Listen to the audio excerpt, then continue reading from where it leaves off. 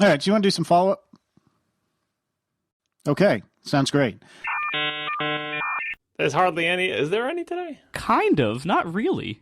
Yeah, I'm lumping something that probably isn't, by the strictest definition, follow-up into follow-up. And that is, after our discussion about what comes after Objective-C, a lot of people have come out of the woodwork and said, hey guys, have you seen this Wolfram language thing? That's going to be the next big thing. That will replace Objective-C. And it's not. So, anything else?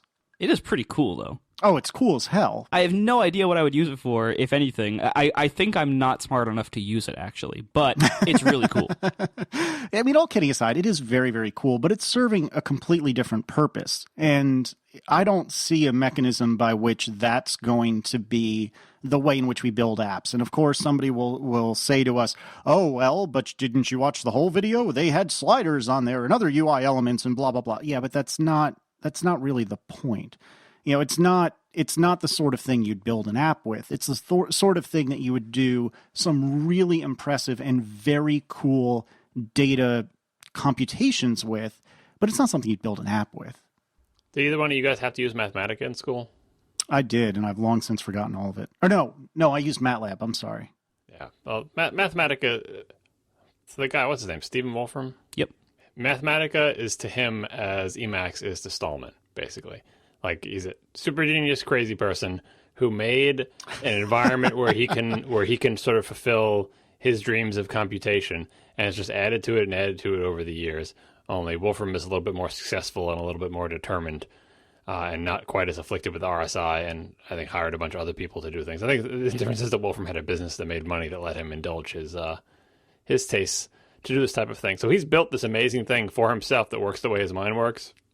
That is basically like start with Mathematica and just expand out to fill the universe. But it's I'm not going to say something about this like, oh, it's just an insert word here, because it's not just anything. Like, what it does is very impressive, and it's like it's a life's work, and it is very interesting and impressive. But I think it's an application more. Exactly. It's an application that you can program with more than a programming language. But anyway, regardless of what you think it can apply to, everything in that demo shows that it's good at doing the stuff in that demo. But Apple, of course, would need a language that's good at doing the things that Apple needs to do. And what does Apple need to do? They need to let developers write applications. They need to write applications themselves, and they need to write an OS. And for all of those purposes, this language is not useful. Right. And don't let me, kind of shrugging it off as a replacement for Objective-C to take away from the fact that you're absolutely right. It is unbelievably impressive, the things that can be done with it, but it is serving an entirely different purpose, and that's the only point I'm trying to make. Yeah, like I'm not going to be writing the next, Instapaper killer in Wolfram language. Yeah, and one of the aspects that it has going against it is that thus far, computer languages that lean heavily on, like in the sort of cloud of what are you closer to, that sort of start grouping towards the math side of things, while always very interesting and powerful, tend not to. So thus far, I mean, it doesn't mean it can never happen, but so far, the ones that tend to be more math-like have not caught on as much as the ones that are less math-like. And, I don't know why that is, but, for example, Haskell is another one of those languages that looks more like you're doing math, or is more math-like, or even something like Lisp, kind of, sort of. And this definitely is towards the math side. I mean, you can solve integrals with it as part of language features, all the symbolic stuff. I mean, it started from Mathematica. How could it not be math-based? But yeah, so far, languages like that haven't caught on with the masses, no matter how cool they are for the people who use them for the things they're good at. One problem I think I'd have trying to use this for anything is that, and kind of similar in this only one way to AppleScript, I think it would be hard for me to get to start into this and to even know the kinds of things I could do. And, because it can do so much. And in that way, it's pretty unfocused. It's very broad, and you're presented with, here's this shell, basically, this command shell, and this interactive prompt that you can do whatever you want with. But, and the demos that he was showing off in the video look amazingly cool. I don't know necessarily how useful they would be for me, but they were still amazingly cool. But I was looking at the kinds of syntax he was using, the kinds of commands he was using, the kind of structures he was using, and I don't even know where I would begin with something like that. And I've had that same problem ever using Wolfram Alpha as well, where every time I've tried to use Wolfram Alpha, I've tried phrasing things in a certain way, and I never guess the correct syntax, and it never does what I want. And I can tell there's a lot there, but it's really hard to get started. It's really hard to know, like, okay, what can I do here, and how do I ask it to do that? I think like Lisp, I think the language itself is probably super simple. I think there's only a few things that exist. They probably have like tuples and some syntax for function calls and a couple other symbolic things to write math and ASCII that get converted into symbol representations. That is the language, but the language is pointless. Like if you looked at that they kept paging through those page after page of those little rectangles. Underneath each one of those is a vocabulary, which is basically like a library, like what functions can I call? What things can I type? That's not part of the language per se. It's not as if those are keywords like if and, loops and function declarations. Like the language syntactically look very simple to its discredit, I think, in that looks like it would be very cumbersome to do anything remotely complicated. But the power of the thing is look at all these basically libraries that we have. Look at all the different functions we have. Look at what the options to those functions are. Look at how those functions can be composed with each other. And so it's kind of weird to call it a language. That's why, it's more like an application or a set of libraries. And the set of libraries look huge. Like surely there's some function that does the thing that you want, that has the options that you want. And if you can't find it exactly, you can build it by composing it out of other really powerful pieces and put it all on a web front end and get it through a web services API. Lots of cool stuff in there, but I think it's more like an application. It's more like an API than it is a language. And whatever it is, it's not suited to write GUI applications or operating systems for phones or desktops. So, right, I had the same thought that this would be a potentially extremely powerful add-on or processing, not unit, but I guess like a dynamic library for something in Objective-C if you could get some sort of interface into it, but I don't see it replacing Objective-C or anything like that. Very cool, though. Very, very cool. So, what else is going on? You want to talk about this SSL bug? Goto fail. All right, so moving on. No, I'm just kidding. It was like meme ready. Just It really was. It came pre-memed. I love that gotofail.com was actually available. Not for long, but yeah. And it was useful. Yeah, well, once it became a thing. I don't know if I have all that much to say about this. I'm not sure I concur, Marco, with your tinfoil hat reasoning that this was a deliberate act, and I'm happy for you to convince me that I am wrong. But I'm not saying it wasn't deliberate, but to me it didn't reek of being deliberate like you seem to think. Do you want to kind of recap what leads you to believe that? Sure. I mean, I think I'm not saying this was definitely an NSA security breach where, like my theory that I think is potential. I don't even know if I would say the most likely, but I think it's reasonable to look at these events that this one duplicated line was inserted into this SSL it was a certificate verification code or a common name checking part, wasn't it? It was the step that checks that the common names match, and it skips over that step. I believe so. It was some part of the certificate verification step, so that you could make sure that the certificate, the SSL server that you're talking to, is who they say they are, and not a man in the middle who, man in the middle attacks. I'm probably not even qualified to explain them in all their, everything properly, but somebody who could like intercept your network traffic at an ISP or a wireless router in a coffee shop or whatever the case may be, your school, your workplace, somebody who could intercept, or your government, somebody who could intercept your network traffic. Normally, SSL is designed, if everything's done right, so that the server and you can talk securely, and when you connect to the server, you can verify through these series of cryptography steps. You can verify that the server you're talking to really is who they say they are, and nobody else in the middle is listening in a way that they can decode your data. This bug broke that assumption, and so that somebody could have been listening in and breaking SSL and watching your traffic, and the operating system was just skipping that verification step or a part of it. So the way this was inserted in the file, the files are open source. Not every revision is open source, but you can see like the version that shipped in 10.8 and the version that shipped in 10.9, and you can see the diff there. So the diff is not entirely convincing because there could have been a lot of intermediate revisions between. You don't know what happened between those two. All you see is beginning point and ending point. But if you look at the diff, not a lot in the file has changed between the two releases. There's this context parameter to some of these security calls that was removed. Basically, it looks like the API just changed minorly so that this one argument was no longer necessary or something like that. So some of the calls had this very basic change to them that just like removed this argument. There were almost no other changes in the entire function. And then this one extra goto fail line inserted in the middle. And so if you look at this, if you just look at the diff, it looks pretty bad. Like, it looks like, wow, there like no edits happened in the surrounding lines between these two releases. Just this one line was inserted kind of in the middle of nowhere. And it looks pretty bad. Of course, as I said, though, you can't rely only on that. I think what worries me and what makes me think that this could have been nefarious. And again, and what I said in my tweets, I don't necessarily believe that Apple itself, officially knew about this or introduced this intentionally or was working with the NSA.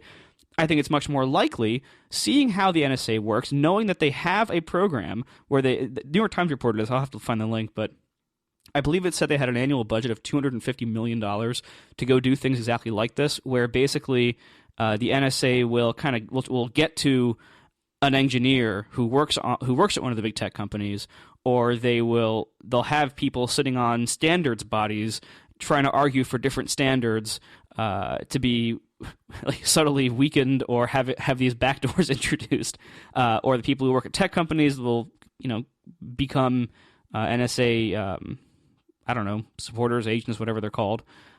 So we know that kind of thing happens. We know all of that from the Edward Snowden leaks and from the Associated reporting that's gone on since then.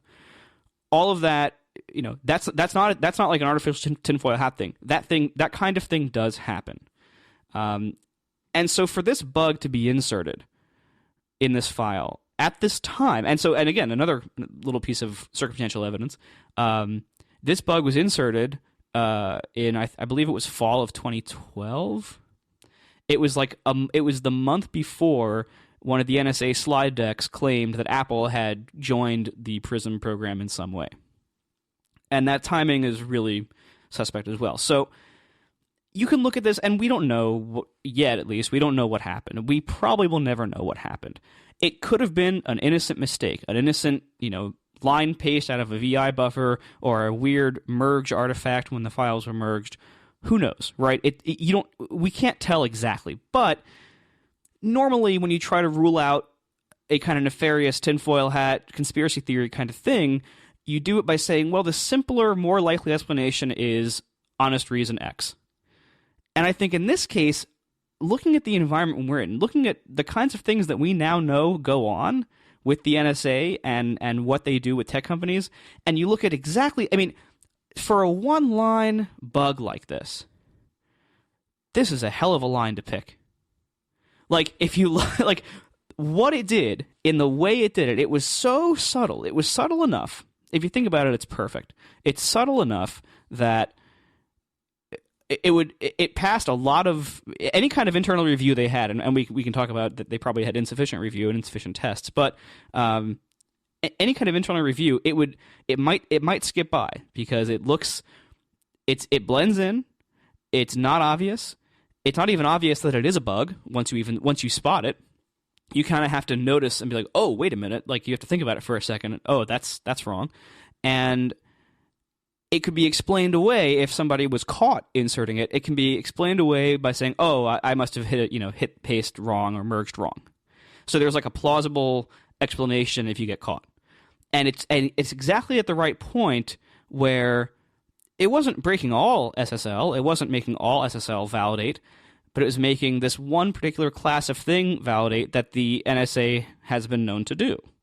So it's just a little too convenient in so many of these ways. The timing, the kind of thing it is, the perfection of like exactly the right part of the file to cause a very convenient backdoor for the NSA, and in a way that looks really subtle and hard to find and hard to attribute blame for once you do find it. Because and they can, I'm sure they can look at their version history and they can see which employee inserted that. But again, there's like a plausible reason. Oh, must have been a mistake during the merge or something like that. So it's just a little too convenient to be a dumb, honest mistake. Given the context, given the time it happened, what it did, the results it had, and what we now know about what our government does.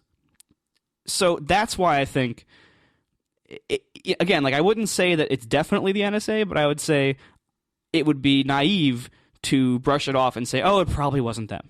I think the chances are better than that it was them. Yeah, I can't really argue with any of that. And I don't know, I guess I just want to believe that people aren't jerks like that and that our government doesn't do things like that. But to be honest, that's me just keeping my head in the sand. So I don't know, John, what do you think about all of it? For the timing thing, I think that's just as reasonably explained by saying the NSA knew that this bug was in there, and joining the program basically means the NSA now has the capability to intercept traffic to Apple devices because of this bug that it knows about. And how would it know about the bug? Well, through its own testing, through trying to do man-in-the-middle attacks, perhaps having someone working at Apple who looks at the code before it's released to tell them that this is in there. So that would explain the timing, and that doesn't require the NSA to have caused the bug to be entered in any way. The timing, I think, is a wash. If I had to put money on it, I would bet that it's a merge error and it was accidental. And that doesn't mean the NSA wasn't exploiting it to do what they do, because it seems like they knew about it based on the timing. And if they knew about it, I'm sure they would be exploiting it. The reason I think it's a merge error is because I don't think it's all that subtle. I think if the NSA were going to intentionally plant something like this, they would do it in a less discoverable way. Because once it's discovered, it gets patched, and the NSA's goal is not to be discovered. This is not it's, if you glance at it, you might miss it, casually, visually inspecting it, but it's the type of thing that will be found, both in terms of the code and in terms of the massive effect it has. Like if they planted one, you would hope they would plant one that isn't so easy to find, because this is like, oh, I can spoof a certificate and it just accepts everything. Like it accepts any garbage. It skips that entire it's not like if I carefully construct a certificate with a particular thing, or it's not exploiting a subtlety. It's the type of thing. It's amazing that it went undiscovered for as long as it did because of Apple's apparent total lack of testing of their security frameworks. So that, I think, argues against it being intentional. And the thing about plausible deniability, this is the really creepy part, is that I can imagine that Apple has automated merge tools for bringing builds together. So if you were to find the commit that did this, I would imagine there's a good chance that it could be attributable to an automated merge tool. And then who do you blame, right? Like, oh, well, someone was really clever and set up these series of dominoes such that they knew when we did this merge with that merge and that merge, it would mess something up. And if the only validation of a merge is a human being visually inspecting it and signing off, well, yes, that's easy enough to miss. Or if the validation of a merge is it compiles and passes our apparently completely inadequate test suite, then that will let it go through too. So I think we all agree that it is entirely possible that the NSA did this, that the government did this, because, like Marco said, this is something they do. But I think this is below the level of competence and sneakiness that I would expect from them. So I give it a less than 50% chance that it was done intentionally, more than 50% chance that it was done unintentionally, and almost 100% chance that the NSA both knew about it and exploited it. I mean, overall, I agree, John. Like, I agree that these things, like, all of these factors could be explained away in reasonable, plausible explanations. It's just like when you add it all together, and again, like, if this would have happened a year ago, before we knew so much about, from the Snowden leaks, before we knew all this stuff, a year ago I would have looked at this and thought, oh, well, it looks like somebody made a stupid mistake.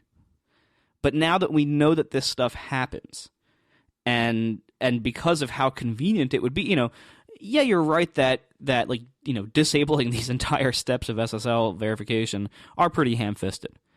However, they got it through, and it was there for over a year, right? So I think I'm sure they don't just try one thing.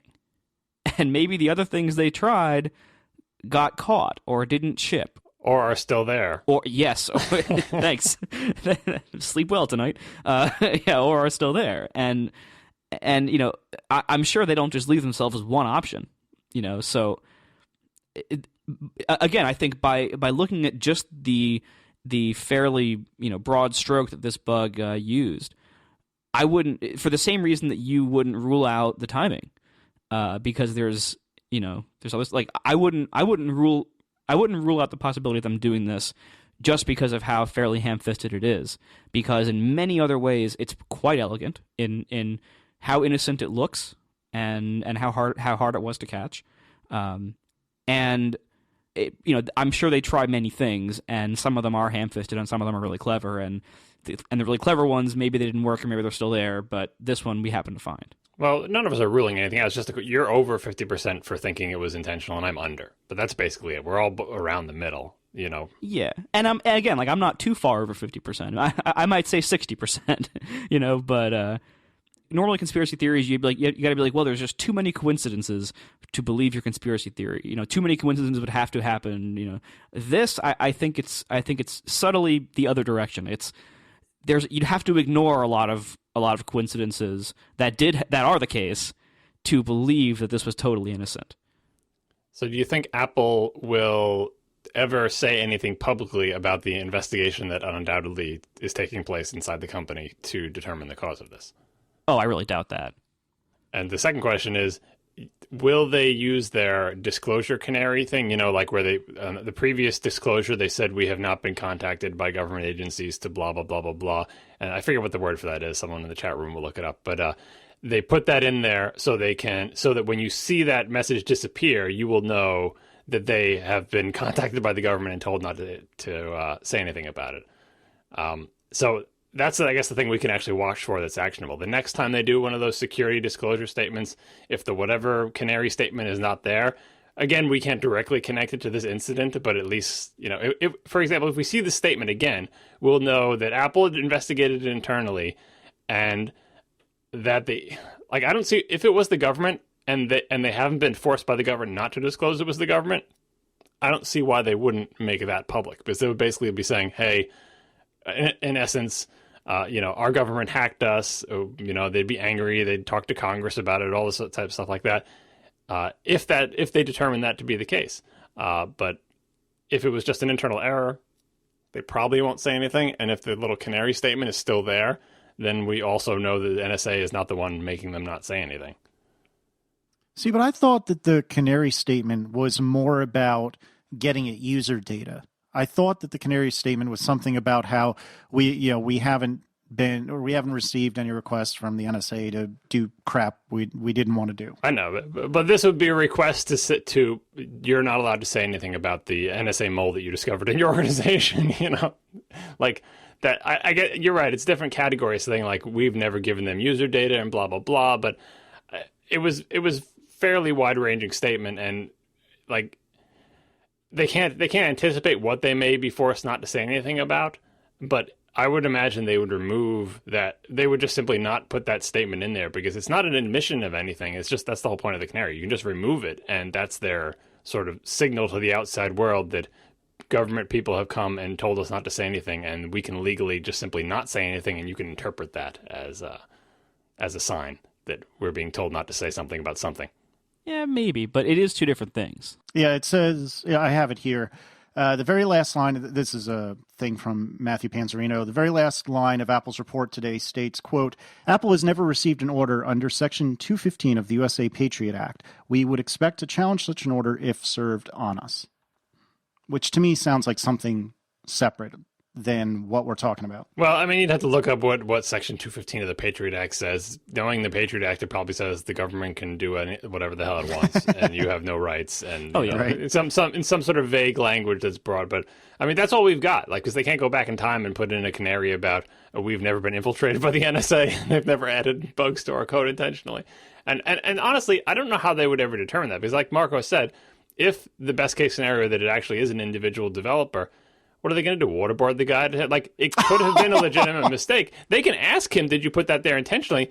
But if he did it intentionally, of course he's not going to tell you that he did, and you can't force him to tell you, and you'll just never know, because it is 100% plausible as a bug. Like, people write bugs all the time, right? It just, the lines get pasted twice, like Marco said. Like, there is literally no way to force someone to like, you'll never know if that guy's telling the truth. You could torture him to death and he dies, and he never said that he did it, and you still don't know whether he was lying or not. Let me tell you a story, and then maybe, Marco, you can tell us about something sweet. In my first job, I wrote bingo-based slot machines, which is a weird and odd story that's not worth explaining right now. But this was done in DOS using the Wacom C++ compiler. And because it was done in DOS, debugging in the traditional sense wasn't really a thing. So you basically had to print out a bunch of log statements and so on and so forth.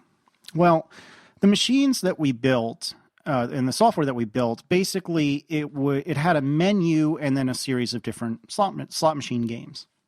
And what we were noticing all of a sudden is that after some arbitrary amount of time of going into a game and going to the menu, going to the game, going to the menu, going to the game, going to the menu, after like 30, 40, 50 times, all of a sudden we would get a hard crash.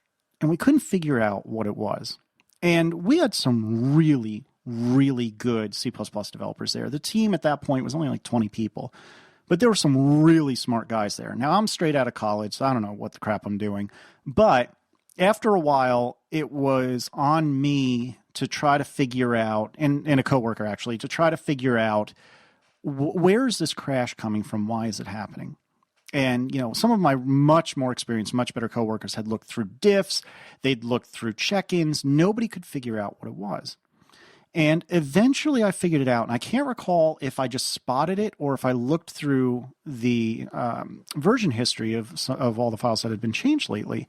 But what it ended up being was a fall through in a switch statement.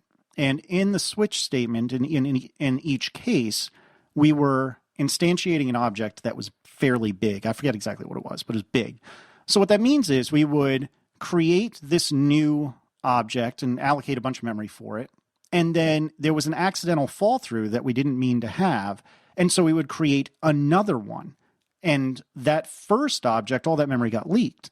And it took us forever to find it. It took, seriously, I believe it was 2 weeks of myself and a coworker just digging through code for 2 straight weeks trying to figure out what it was.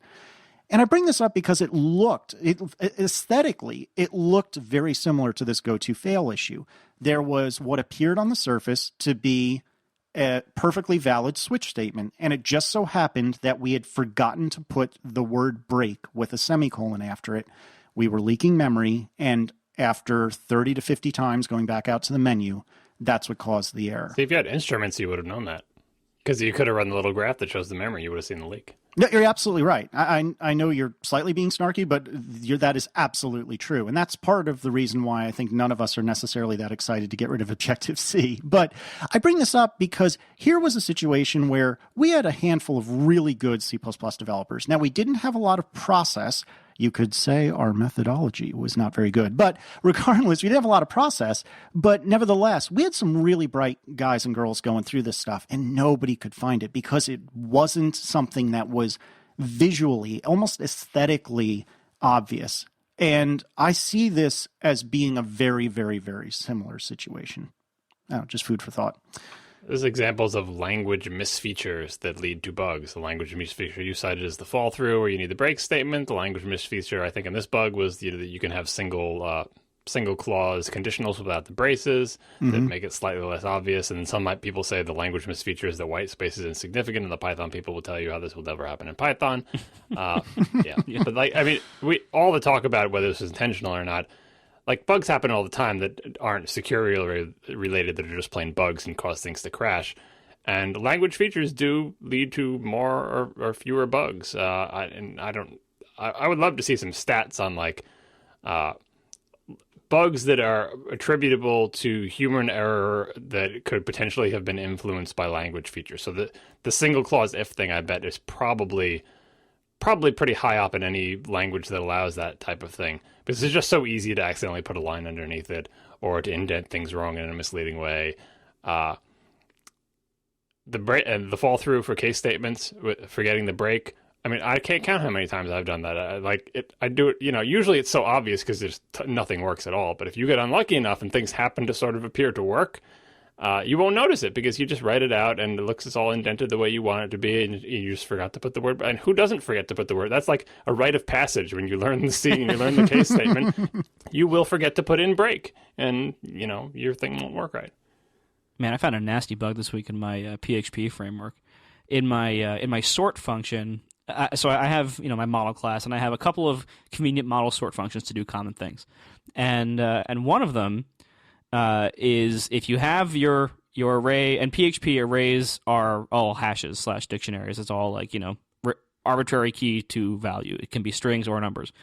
So the idea is if you have an array of numerically indexed models and you want them to instead be indexed by one of the values on each one, like say go ID to object instead of just like 0 through n, I had a function to assign the key of each object to be that property that you specify. And I had it work on the array in place. Oops. See the problem? Does PHP have defined semantics for what constructs allow you to modify the thing you're iterating over in place, and which ones don't? It's not really. PHP, you can generally modify things as you iterate over them most of the time, and it usually works. Reassuring. It's kind of a problem that I have to say most of the time and usually there. But yeah, so as a result, as I was going through, the numeric indexes, and I would say, all right, well, I have this property value of this one, so unset the numeric index that it was at and set it to the string index. Cool. So what happens when the value of one of those things is, like, what happens if the value of the one that was previously at ID 0 is 2?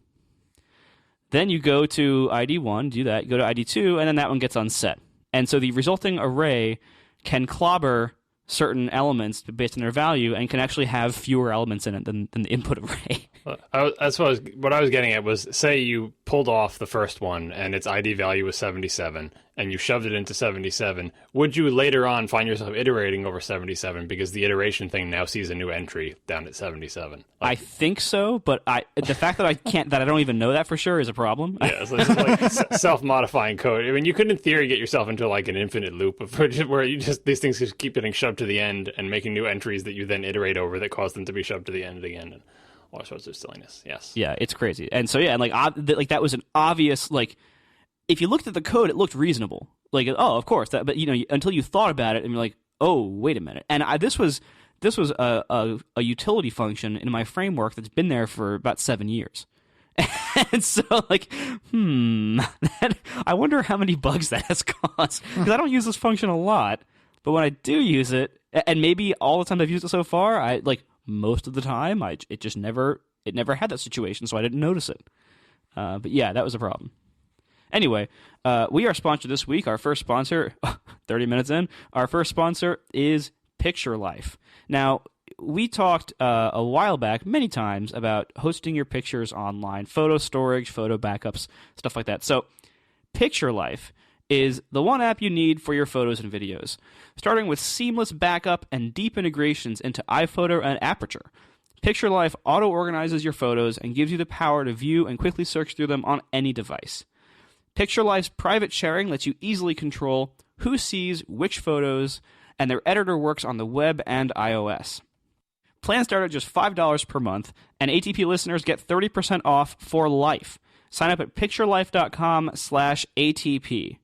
They've never done this before, so really give this a shot. Make them love their sponsorship with us. You save 30% on the monthly fee for life. That's awesome. And so they have all sorts of cool features. They have a deep search. It's very, very powerful. It uses the face detection, all that other stuff that's really cool these days. They have apps for the Mac, apps for iOS, but they also even support Windows and Android. Android just launched in December and is very quickly coming up to speed. This company was founded by people who really love photos. They love creativity and they love technology. Founders of this include Charles Foreman, who I actually know, Charles Foreman of OMG Pop, Jacob DeHart of Threadless, and Nate Westheimer of the New York Tech Meetup. I know him too. And this is backed by our VC friends at Spark Capital, and I know them too. They were the main VC behind Tumblr, so I'm very familiar with all these people. They're really good people. Anyway, Picture Life is the one app that your photos really needs. So you can back up, search, edit, and share on Mac and iOS. Go to picturelife.com/ATP, and you can get 30% off for life. Thanks a lot to Picture Life for sponsoring our show. And if you don't want them to go away like Everpix, sign up. And unlike Everbooks, they don't have a unlimited storage thing. So hopefully they'll have a more viable business model of where you actually pay for what you use. Yeah, it seems that way. Also, Charles Foreman, like that guy is a machine. Like you remember Draw Something? That was the big thing. That was like their big thing. But he had a site before that that I socialized with him a bit while he was working on that through David Karp at Tumblr. We would go out to dinner a few times here and there. And that guy, he's incredibly smart. And he's just like a coding output machine. Like I've rarely seen anybody be able to produce as much as he does, and he really knows his stuff. So I would certainly trust this. Nice. Now to go back from before the sponsor break, it would be wrong of me not to mention that in Objective C. No, I'm sorry, not Objective C. I've been writing Objective C today, which is why I'm all confused. In C#.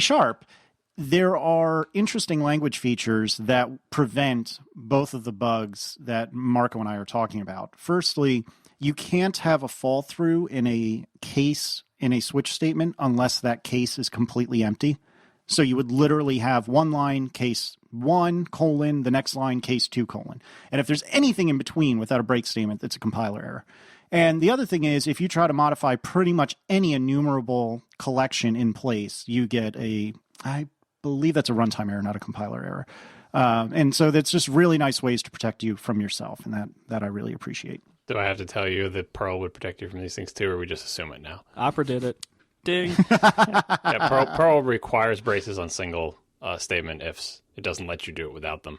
And that was intentional to avoid this feature because the people who wrote Perl were writing Perl in C and hated that. And there's no switch statement, so problem solved there. Oh, well, there is a terrible deprecated one that's part of a CPAN module, but it doesn't count. It's not part of the language. And the what was the other one? Oh, modifying sets. If you iterate over the keys of an associative array, you can actually modify the array because it gets the key list ahead of time and it doesn't make reference to the thing. Unfortunately, if you get the keys and values, then it does the good old PHP way where it's just madness. But there are other reasons not to do. They should just deprecate getting the keys and values at the same time anyway, because I don't want to go into Perl details, but suffice it to say that it's not a.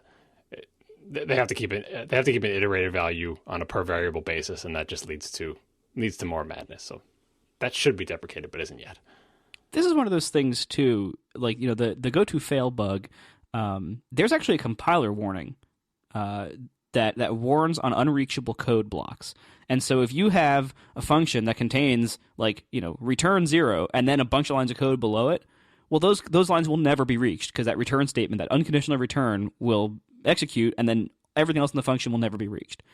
The goto fail thing, again, it's if you have this unconditional goto statement, which is what the bug line was, that skips over this big block of the function, then that code is unreachable. And so compiler, there's a warning for that. I don't know if it's in GCC, but it's at least in LLVM. And the problem is it's not part of the W-all option that a lot of nerds use. It's not part of the all warnings default set because I think I was reading a little bit about this. I think the main reason why is because there's a lot of libraries and stuff that it would fail on for various reasons, and so that's always a tricky balance with warnings when you're striking that. Like I recently in my PHP framework, I always had for the last few years, I've used what I call strict development mode, which is when you're in the development environment, everything, even the notice, the lightest level of PHP warnings, everything became an exception. Because I don't want my code to ever emit a notice. And I don't care if it's going to be littered with is-set statements all over the place. I don't care. Everything, there should be no errors in development. And I recently, just even a couple of weeks ago, I think it was, I recently decided, why shouldn't that also apply to production?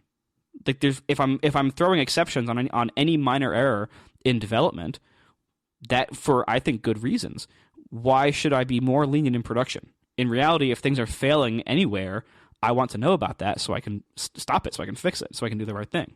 There's a reason it shouldn't apply in production if you don't control your own servers, which a lot of people don't. Like they're sort of deploying to, they have some baseline they need to support for their deployments, but they don't control every single detail. Like they don't have their own machines, basically. They're not the one who installed PHP, for example. They're not the one controlling Apache and the upgrade cycle and stuff like that. And you don't want to run with all your warnings turned on, especially with warnings turned into fatal errors in that situation, because someone will do a minor point upgrade to Apache PHP or some other thing, which will suddenly cause warnings where once there were none, and then your production is down because of something you didn't do. But in your case, since you control the version of everything, it's not going to get upgraded behind your back, so it is slightly more reasonable to do that. I think I would disagree on that. I think I would want that to break, because that's a problem that you should know about immediately.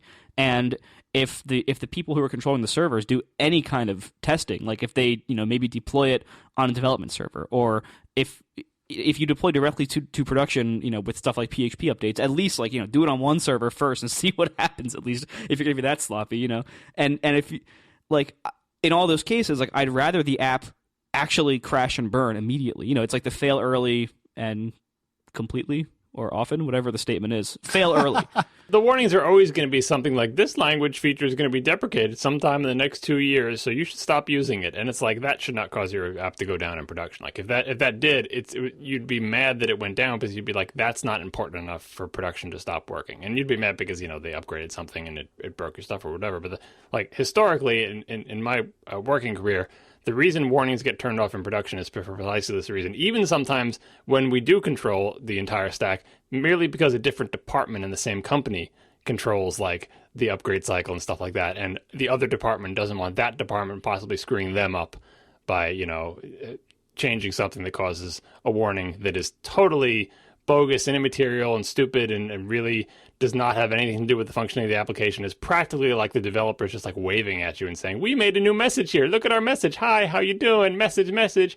And you're like, I don't want my program to stop working because of that. I'll see it. Fine. We go and patch up that thing so it doesn't emit the warning anymore. It's not like it'll be invisible, but turning it into a fatal error in production is usually a bridge too far. I still disagree. I see your point. I don't think that's a good enough reason. Well, it's for a one-man shop that controls everything. Yeah, that's fine. But things get much more complicated as the organizations get bigger and things get farther away from the control of the people writing the code. Yeah, I completely agree with John. And I think that comes from the fact that John and I have real jobs, and it's just you by yourself. And so it's not easy. It's not easy to deal with those sorts of issues. And even in consulting, it's an even finer line, because a lot of times, myself and my team will build something, hand it off to the client, and then walk away. And so in many cases, the company for which we've built something may or may not really have the talent in-house to figure out when some esoteric warning happens and what to do about it. And we're not necessarily contracted with this client anymore, so they're on their own.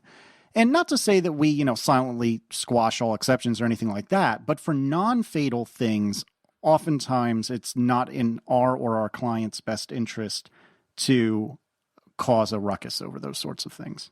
The C toolchain is better about doing this, which is basically why -wall doesn't print so many errors, because whoever defined wall way back when, now no one can change it, because if you did, you're like, oh, this compiled cleanly, and now it doesn't, your compiler is broken, right? That's why there's W everything, because wall is not historical baggage like that, whereas in the much looser higher level languages and the fancier tools, that people have no problem throwing out the next version, the next minor version of Ruby or Node or something like that, and adding a bunch of warnings because they're trying to influence the people who are using the language, because they're trying to warn about deprecating features, because they think they've decided that this could potentially be a problem, because their warnings are we don't know this is wrong, otherwise we wouldn't have compiled it. But there might be something you might want to look at here, and this may be a new warning, so you don't have a statement above it that says, don't warn me about that thing, like you were saying with the is set, but there's lots of other things where you could put pragmas and lexically scoped warnings, restrictions to say, look, I know normally a warning would be emitted here, but I know what I'm doing, let this thing go past, and you write that right into the code. Well, you can only do that for the warnings you know about, and although your C compiler is not going to suddenly add a bunch of things to minus wall, lots of other languages and open source projects that are newer and moving much faster will have no problem adding crap like that. And eventually just the fatigue of the organization keeping up with these things is like, politically speaking, they'll be like, can't we just not make the warnings into exceptions in production and just look at the logs, and when we see new warnings, fix them? That will very quickly go through once production is down a few times and bosses are yelling down at development asking why production was down. And at that point, Marco will have a much harder time explaining to his boss or his boss's boss why it actually really is a good thing that production went down, because now we know about this failure right away. See, I think this is a lot like ending a Lisp program with a bunch of closing parentheses, just in case you make a mistake, which was actually the recommended thing for in my my Comp Sci 201 or whatever class when we were learning Lisp. The professor actually instructed us to just put a bunch of closing parentheses at the end of the file to make it easier while learning. He might have been joking, but basically, from a practical perspective, if your company is a 24/7 online company and they lose, let's say, $5,000 in revenue for every 60 seconds your servers are down, it is much harder to make the argument that Marco has made. Like, it really depends on the situation, and some reasons are stupid, like institutional reasons where there's kingdoms within the company that are fighting each other, and the developers are distant from the code and they don't control the deployment. Like, those are sicknesses within the company. But then there are legitimate reasons, like, well, say it is a company where everybody works together, but you lose X amount of dollars for every minute the server is down. It only takes one night of that happening to equal one developer's salary that they could have had, for the thousands of dollars they lost for their servers being down during that time. And so, sometimes you just practically speaking don't have the luxury of turning all warnings into exceptions. See, I think this is everything you've just said, like, where it's like really critical that if this happens in production, it's a really big problem. That's all the more reason why you shouldn't be reckless deploying updates in production to your critical code, like your language interpreter. Like, if you're deploying a new version of PHP to your production servers that you've never tested your code on in development, and you have the kind of situation where you're going to lose tons of money every minute that your site is down in the middle of the night because you updated it in the middle of the night, and you have to wake up your programmers, like, that's, to me, that's like a pretty there's a number of things wrong with that, and it's not your warning level. Dynamic languages can emit unexpected warnings, not just because they upgraded the version of the dynamic language interpreter, but simply because that code path didn't have coverage.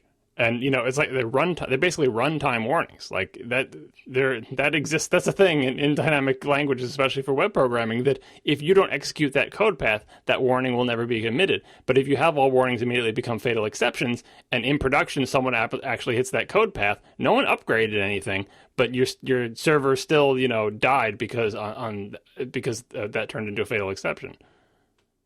Yeah, there's always between with any kind of non-error, any kind of warning or notice, there's this balance that you're striking between convenience of and easiness and tolerance of edge cases versus trying to be correct all the time.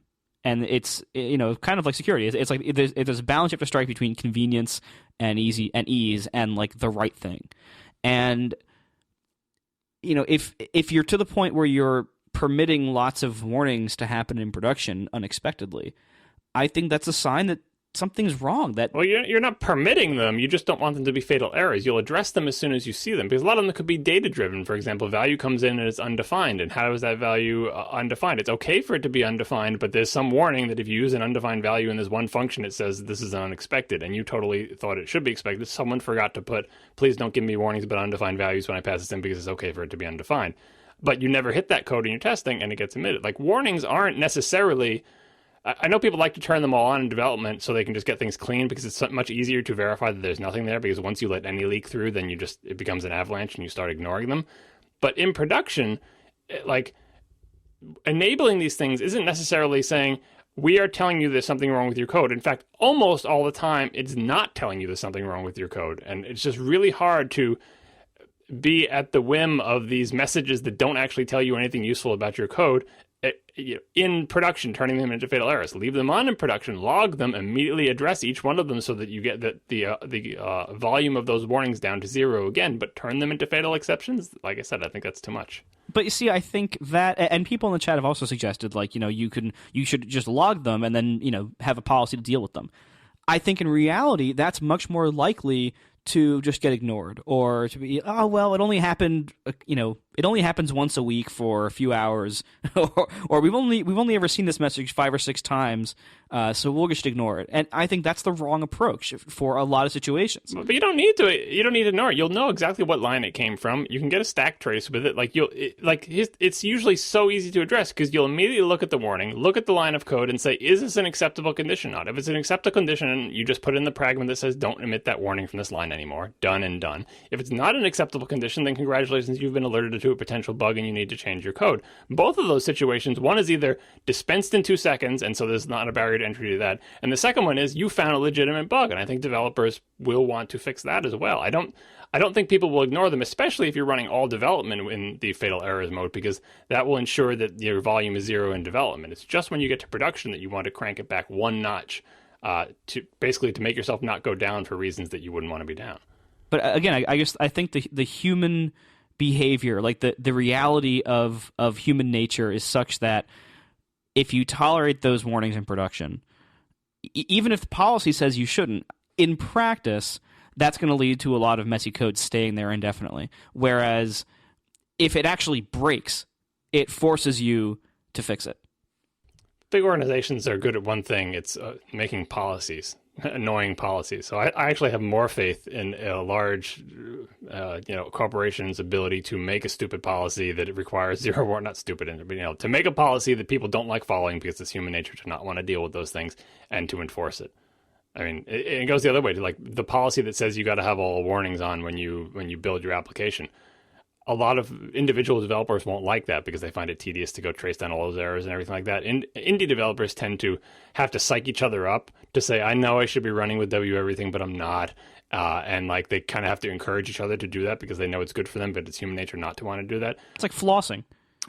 In an organization, you have someone 2 levels up who doesn't have to touch the code, who can just force everybody to do that and make it a policy. Like I think as Casey has said this many times in the past, and it's true of anyone who works in big companies, whenever anything goes wrong, someone wants to make a policy to prevent it from ever happening again, which eventually leads to a gigantic web of policies that paralyzes the company and makes them stupid and dumb. But like I said, that's the one thing they're good at is this bad thing happened, make a policy so it doesn't happen again. And like they would institute the policy. We must have 0 warnings by the Tuesday after the build. All warnings must have tasks assigned for them with due dates. And like that is I think, something that big organizations are good at. Right. And I think, Marco, what you're maybe losing sight of is that a lot of times having a production failure, it just isn't an option, even for seconds. And John was alluding to this earlier, but you're coming from the position, as you should, of someone who is not only the peon coder, but is also the boss. And so if Overcast is out in the wild and it goes down, who do you have to answer to? Everyone will know why now. Yeah, exactly. But default time zone set, right? Well, you were modifying another collection while iterating over it. Well, now we at least know that you shouldn't use my framework if you have this situation. Right. But you know what I mean? Like you have to answer your customers, and that is kind of crummy, but your customers can't fire you. They could walk away and, okay, we can go down that rabbit hole if you really want to. But in a direct sense, they can't fire you. They can't not give you a bonus that year. They can't empirically hurt you. And it's very different I think I speak for John in saying it's very different for he and I, because if we make some sort of decision that we think that dying in production is better, somebody many, many, many rungs up the ladder from us may not agree with that. And I guarantee you, the bigger the company, the more... in my experience, the bigger the company, the happier they are to find a head to chop off and let roll. Well, the big thing is you will not be able to convince them, even if you're 100% right, because there are many situations where you really are right. And this was like, ignore whether we're talking about warnings. Like this was a legitimate reason. It is actually better that this happened than it not happened. Good luck convincing somebody 3 levels up in the org chart of that, even if you are just so right and that everybody who is a sibling to you in the org chart and below you agrees, and they all sign a petition and they all get out in the parking lot and say, we're right. the COO or the CTO and certainly the CEO, you will not convince them. And that's the harsh world that we live in. You know, let me challenge our listeners here. I'm honestly curious. I would like to know if you work at a company that has a big important online infrastructure. Amazon, Google, stuff like that. Big important companies where you do things well online, and it's really important that they stay up. I'm curious, what is your policy? What is your company's policy? And you can write us on the feedback form anonymously. You can use throwaway Twitter accounts. We don't need this to be like, on the record. I'm just curious to know, like, what do the big companies do in reality where this stuff really does matter and where they are technically generally, well-run companies? I think that at that scale, it's kind of different because I think Google and Amazon and Netflix and stuff like that have to design for expected failures. So they have to have basically, instead of an organism that is like clean and running, they have to make one where cell death is expected, and they just have little busy robots going through and cleaning up the dead cells and stuff. So that's a little bit different. And I'm thinking of like the medium term ones where you're not that big. Every human in the world is not hitting your server, but it has to be up. It just absolutely has to be, like stock trading or banking things, where there's only a few computers in this network and they're directly connected by crazy fiber optic wires, and they're doing high frequency trading or they're doing something like that, they're doing bank transfers. But these 3 or 4 computers have to always be up, otherwise people lose millions of dollars. But again, like, that's more reason why you should be really careful what code runs on them, and why you probably shouldn't ignore a warning. Well, you're not ignoring it. We're just going around circles. It's the question of, do you want something that doesn't necessarily have to be fatal, or to cause a piece of work to be put into someone's bin to fix that with a deadline because that's the policy, and so on and so forth. But anyway, people can send us feedback on whatever they think the policy is. I think you'll be horrified to find that people don't enable warnings, period, even in development. And they'll forget about ignoring them. They're not even enabled. Like if we actually took a mass survey, what we'd find out is there would be like, warnings. No, we turn those off. Those annoy us. Yeah, you're absolutely right. You're absolutely right. And the other thing I should point out is that you saying, Marco, that you only care, well, I shouldn't say that. The way you phrased the question was, if your livelihood, your company's livelihood is based on some sort of online service or website or whatever. But what you're losing sight of is a lot of times my clients at the job in which I work, we oftentimes, but not always, do like a corporate intranet, the same sort of thing that Igloo does. And a lot of times we're told this cannot go down, when in reality, nothing will go broken if the intranet is down. You know what I mean? So a lot of times from on high, they say, this intranet will be up always. But really, it doesn't matter. And so we have to make decisions as consultants based on the requirement from the client, even if we think it's bull. And I think that John was alluding to that earlier. And so a lot of times, even if you could say, well, it doesn't really matter if this goes down. So a lot of times clients will say, well, it better friggin' be up, or we're coming and calling you guys and we're going to be pissed. On a happier note, you want to tell me about something cool?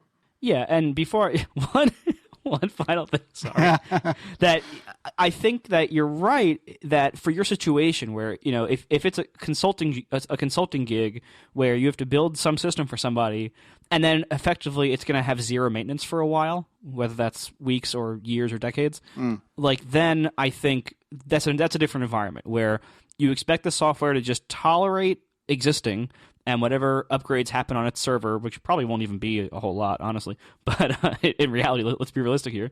But this thing has to operate with no programmer intervention indefinitely. Right. Then it's a different story, right? Then I completely agree that you're already doing something that's, by software development standards, pretty bad. In that, like, you're going to have unmaintained software in production use for a long time, right? But in reality, that happens all the time. And so you're right that, like, in practice in a lot of places, you have to accommodate for that. But that's typically not the kind of place, as you just said, it's not the kind of place where it's super important that there be no technical errors, all the time. So anyway, all right, we are sponsored. Sorry. We are sponsored this week also, once again, by our friends at HelpSpot. Are you still using email clients for customer support, Casey? I do customer support. I mean, yes, I am. You're probably losing track of important tickets. I bet I am. Trying to use Mark as on Red as an organizational tool, and IMing coworkers to see who's working on what. That's ridiculous. It's time to get organized. Most help desk software tries to be all things to all people. Infinite feature creep, these huge, complex messes. HelpSpot is focused. It deals only with customer inquiries and self-serve knowledge bases. There's no built-in asset management or password resetting or other unnecessary features to get in your way or require complex integration work with your application or your infrastructure. Help desk software is also usually really expensive. A lot of them are like around $600 per user per year, which is really high. HelpSpot is just $2.99 per user once. You own it for life. It's not per month. It is $2.99 per user one time. You own it for life. And there's no lock-in. You can download the software and host it yourself, or you can have it hosted for you. Either way, even if they host it for you, you always have access to the database that you can directly query, export, and take elsewhere. HelpSpot is not some new startup. They've been available for nearly a decade, and they've been adopted by thousands of companies and organizations. Customers from single-person startups to Fortune 500 companies all use HelpSpot to manage their support teams. So you can start a free trial today. Go to helpspot.com/ATP. And then when you're ready to buy it, if you use coupon code ATP14 for the year of 14, code ATP14 will save you $100 off your already very well-priced purchase. So thanks a lot to HelpSpot for sponsoring our show once again. Remember, go to helpspot.com/ATP and use coupon code ATP14 for $100 off. So here's the thing that we're kind of dancing around, and I think it might be time to pull the Band-Aid off. No, I wanted to do the script notes thing. I thought that's what you were talking about, because it's perfect. It's exactly what we were just talking about. I know what he wants. He wants to do software methodologies. He always does. We kind of touched on it a little bit, but we don't have time for script notes. You don't want to save it to after the second sponsor? John, it's happening. I hate to break it to you. It's happening. I listened to that script notes podcast for nothing. Yeah, well, so did I. I even listened to the follow-up today, just to make sure I had it done for this episode. Gentlemen, relax. This is the way it's going to have to be. Daddy Casey has spoken. We are also sponsored this week by Squarespace. Such a jerk. Don't even start. The all-in-one platform that makes it fast and easy to create your own professional website or online portfolio. For a free trial and 10% off, go to squarespace.com and use offer code Casey. Yay.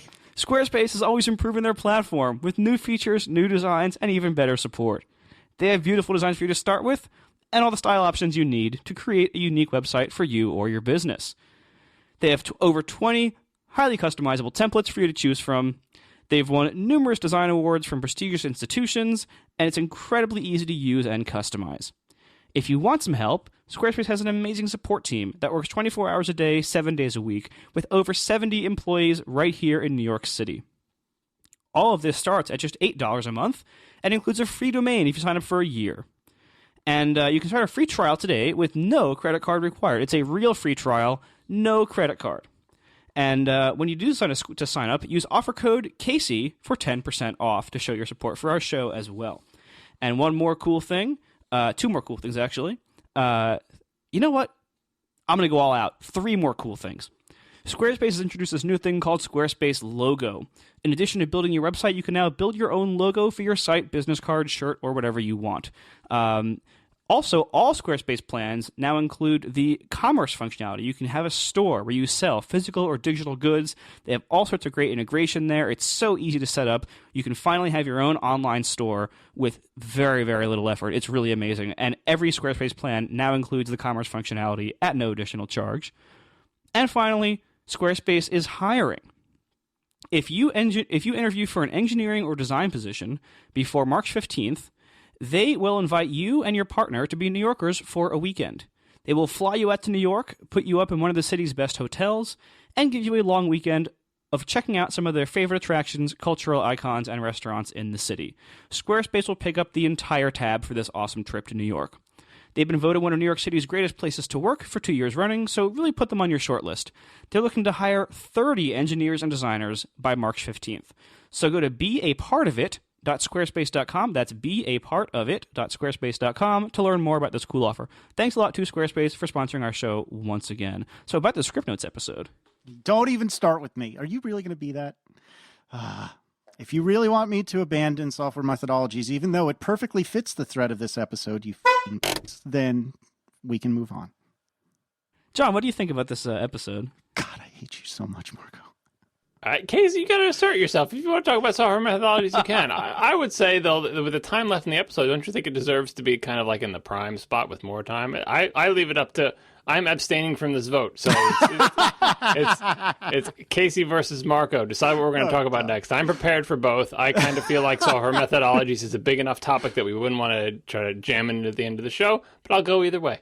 I actually am going to agree with John's non-vote, which actually is a vote, but I'm going to agree with John's non-vote and say that I'm not trying to avoid it. I do think it deserves more time than this.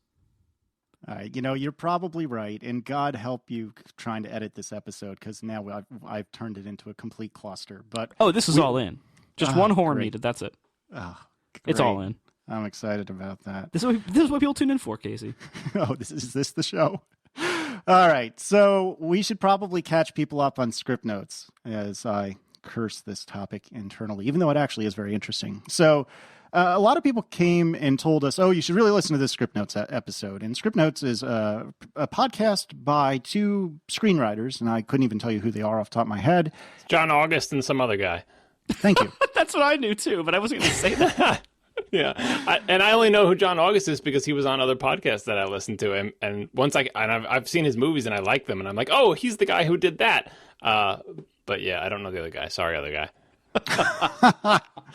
Now that other guy knows exactly how I feel. Anyway, so there's this podcast about screenwriting, and apparently the de facto industry standard for screenwriting is called what? What is it called again? Final Draft. Thank you. I kept wanting to say Final Cut. Final Draft. And so it's a screenwriting application, and it is, like I said, the industry standard. So from what I gather, the screenwriters, John August and Casey, we'll call him, they don't particularly care for Final Draft. And his name is Craig Mazin. Thank you. So John and Craig don't really care for Final Draft. And they actually, I guess, had complained about it in prior episodes, but this past episode, at the time we record this, they had actually had the CEO of the company that makes Final Draft, as well as a product manager, is that right? Product or project? I don't know the difference. I live in my own little world here with one. Fair enough. So some other guy. We'll just call that person long-suffering employee. Right. So that other guy. So the two of them came on the show, which I really respect, because it was clear from the get-go that this wasn't going to go well for them. And so John and Craig had these two other guys on the show and started telling them all the things that they don't really like about Final Draft and why they feel like they've been wronged by not only the high purchase price of $250? Is that right? Something like that. Something like that. Yeah. $250 or so for Final Draft, but also the slow updates. And it was a really fascinating view of both sides of the coin of software development, both as the company and the people who create software and the people who consume it, and how they don't entirely understand what we go through, is in the same way that the CEO and the long-suffering employee don't really understand what their customers go through either. And I have some takeaways from this, but let me open the floor to you guys and see. Marco, what did you think about all this? Well, first, I think so. I listened to the podcast. I made my own opinions of it, and I even made a whole post about it. And all that was before I had read this follow-up article from there's a guy named Kent Tessman who writes a competing product called, I believe, called Fade In. Here we go. And he's been a longtime critic, I gather, of Final Draft, and that's one of the reasons why he started writing his own, because he hated Final Draft so much. So he started writing his own, and he's clearly a programmer, tech guy, but also a film guy, and he broke down here. I'll put the link in the show notes here. He broke down exactly some of the problems with Final Draft technically, like for instance that it still doesn't support Unicode, like really like major shortcomings, and that one of the reasons why they had so much trouble going Retina was not necessarily because it was using Carbon, because you can do Retina with Carbon. It's because they were using QuickDraw, which was deprecated 20 years ago, 10 years ago, a long time ago at any rate. they've built up quite some technical debt, and so there's some problems there. It basically seems like they wrote this application, in the 80s and 90s, and have been kind of sitting on it and not doing the really hard migrations and not modernizing all this time, and then all of a sudden they were forced to. By their customers with things like Retina, and like they were forced to suddenly do this quickly, and it became a really big thing. And so it's a pretty typical story of pretty severe technical debt being ignored for way too long. I think what I got out of the CEO's comments and attitude was that he wants to make all of his problems your problems. And this is something, the reason why I think it's important for developers to hear this is because you can see both sides of it. You can see the CEO arguing the business side and the difficulties of the business side, and then you can see the customers arguing that, well, your business stuff is your problem and it's not serving us at all, and you're kind of treating us badly, and your product needs a lot of work and is really stagnant and outdated. So you can see both sides of it, and you can kind of see, like, as a programmer, or as a especially as a company owner, if you own your own company or make your own product, you can see how you could become that CEO, and it should scare the crap out of you, because that's a plausible outcome for so many software developers. I think developers should listen to this because people with technical knowledge of both sides of the software industry, or people who like listen to this podcast, or just Mac nerds, or are into the indie development scene, will have the unique experience of listening to a podcast with two camps of angry people, both of whom are just massively wrong at a fundamental level about the major points of their arguments. Like, the customers are wrong about, like, your product should be free, and how hard is it to do this? And, like, from the outside, they think everything is easy, and they think everything should be free, and Apple gives away the OS for free. Why can't you give away Final Draft for free? Like, they're just so out of left field. Like, where they're coming from, but it's like, man, they have no idea what the realities of software are. And as Marco pointed out, the CEO is being defensive in ways that are not appropriate for his job as a software. Like, it's his job to figure out a way to keep your software up to date, to sell it. Like, those are all your problems. You have to figure out a way. That's called being a software entrepreneur. Like, you have to figure that stuff out. You can't throw it back in customers' faces and say, you don't realize it's really hard to do this. And it's clear that the CEO doesn't have a lot of technical knowledge, so he doesn't even know the detail things. Like, I felt like I wanted to jump into the podcast and explain to each one of them why their position is why they're both wrong. You customers, look, things can't be free and you're crazy, and let me explain why your reasoning is wrong. And you CEO, you don't even know why this is hard, but it is really hard. And if you had a clue how hard it was, you would have started on these transitions years and years ago. And yes, they might have destroyed your company, but like, look how many other companies have been left in the wake of like not being able to keep up with the changes in OS 10 and iOS. Like, that's your job. You want to be a big boy in the software world? It's not easy. Like, the best example is something like BB Edit, which started on classic Mac OS. And it has had to go through, it's so similar because it's a text editor, it had to go through all these things. They had QuickDraw, they had to get rid of that. They were Carbon, they had to find a way to, go on modern OS 10. They had to adopt Unicode, they went through like, they used to do like @sui and like core text and whatever the hell. They've gone through multiple different underlying text engines. You have to do that, otherwise you're dead. And, if some other nimble competitor who doesn't have your legacy concerns makes a new application, and the only reason you're staying successful is because you're an entrenched interest or whatever, like, we've all seen this play out a million times. So those two camps of people were just both angry, both talking past each other, and just both fundamentally wrong about about their complaints about the other person. Oh yeah, and you can't have an app that has a code base that you can't write an app in 1990 and still be around in 2014 and not have to have gone through a few really painful transitions in that time. Unless you coast on like, well, we're just so entrenched, we're the big gorilla, we can afford to, like, even if you do that, you have a longer timer, but it's still a timer because like eventually your app doesn't launch anymore and you're like, well, now I guess is the time we have to move away from QuickDraw. It's like, nope, sorry, too late, now you're dead. Like, I don't think Final Draft is in that situation yet because they are such an entrenched interest. But hell, look at Adobe, look how long it took them, we mentioned this last show, look how long it took them to go Cocoa. The only reason they can get away with that is because they're Photoshop. We are Photoshop, we are the image editor, we ate up all the other ones.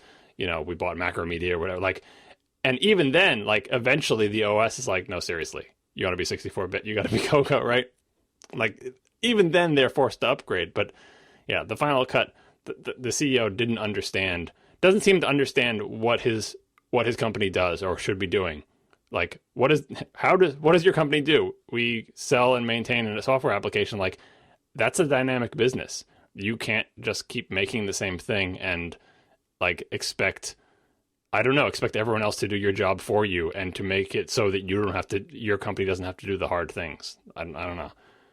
Yeah, and there were some quotes in this that only a handful that I'd like to quickly go over that just really stuck out to me. So one of them, and actually John, you already quoted it, was, well, and this is John and Craig, well, Apple gives an entire operating system away for free. No, that wasn't them. That was the CEO citing that as was it? a problem that they have. Yeah. No, I think it was the CEO pointed out to them that they make money from selling the phones, but I think it was the complaining customers who saying if it wasn't the OS, it was something about like, look how cheap software is. Like, software has been devalued, therefore your thing should be $1 free. It's like telling Adobe that Photoshop should be free, or like 10 cents because Angry Birds is 10 cents. Well, to be fair, they were not complaining that Final Draft is not free. From what I gather, they were complaining twofold: both that it is not a high enough quality product to be worth the high price anymore, and that the upgrades are not worth the upgrade price because of how little progress is made, relatively speaking, in each upgrade. That seemed like their bigger complaint, not that the app should be free or very, very cheap. It seems like they'd be very happy to pay the $250 for the app if it was a better app. Well, but even then, they want to pay $250 10 years ago and never pay again, and continually have the app updated. I didn't get that impression. I definitely got that impression that's like. Yeah, I did not. That they would. That I think that I got the impression that they would have hated to spend $250 way back when, and then they just want that app to work forever and to continue to be updated with the OS and to get Retina and to get Unicode support and everything all for free. Like, they seem to have an entitlement complex that was not proportional to the value of the value that they're deriving from the software. And it was kind of like compounded by the fact that this is crappy software that hasn't been updated, so they feel burned by any amount of money they put towards it. Like, it's mostly because they have a resentment. Like, they feel like they have to have this program because like everybody uses it. And I think that's the core of their dissatisfaction, is like, it's like an abusive relationship with like, well, you have to get Final Draft because everybody uses Final Draft, and then you're already bitter at this thing. And if it's not the most amazing program that does everything perfectly, then you're just going to be pissed when anything is wrong with it. And there seems to be a lot wrong with this program. Yeah, I think Marco is right, though, that I don't think they were embittered necessarily about paying for it. It just seems that they thought that it was an order of magnitude too expensive. And I'm making numbers up. I'm putting words in their mouth. But instead of $250, it should be $100 up front for the first release and like $20 for every supplementary release. And additionally, I think they were extremely embittered that these upgrades or updates, whatever they called them, were a heck of a lot of money, and even I would probably agree to this, a heck of a lot of money for really not that much update. And Retina was cited several times. I think they said it was like $100 for the Retina upgrade, update, whatever it was. It was like $80 or something. And like, maybe I'm crazy, but if it was an application that I use for my livelihood, I would pay $80 for a Retina upgrade. Like, I wouldn't blink at that, because like, say you use Photoshop to do your work, you're a graphic artist, and a Photoshop update comes out, and the only upgrade in it is that the UI is Retina and like a couple of bug fixes, and it's $80 for the upgrade. I mean, I would pay it. Wouldn't any of you pay it? Yeah.